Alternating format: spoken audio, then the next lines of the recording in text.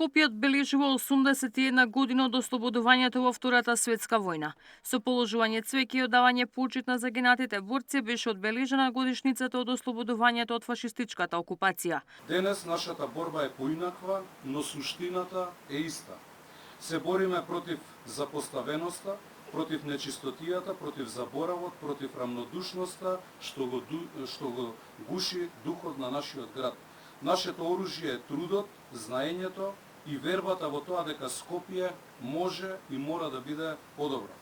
За Скопје се паднати 4604 жртви на теророт на фашизмот, од кои 137 се од самото бомбардирање на фашизмот и 1000 и нешто екзекутирани се евреи. За 81-та годишнина од ослободувањето на Скопје честитки испратија и политичарите.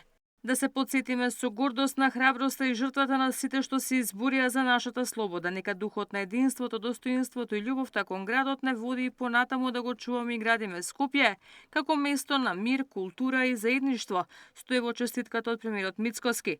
На денешен ден, во 1944 година, улиците на Скопје беа ослободени од фашистичкиот окупатор, а Скопје оттогаш пулсира како слободен град. Нашите херои ни ја оставија во наследство слободата, но и врската да ја чуваме и унапредуваме, напиша опозицијскиот лидер Филипче.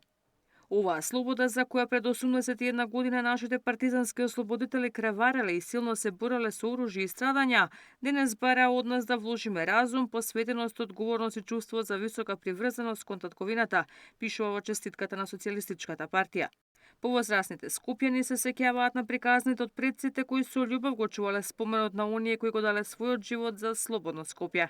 Па јас сум стар скопјанец по фамилија, може би 200-300 години, многу ми значи овој ден. Тие е празник на градот, на ова спомнување на минатото и така.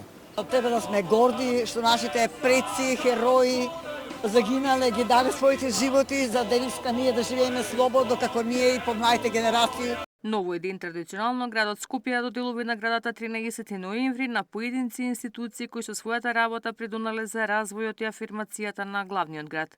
Ивана Соколовиќ најдова, Сител телевизија.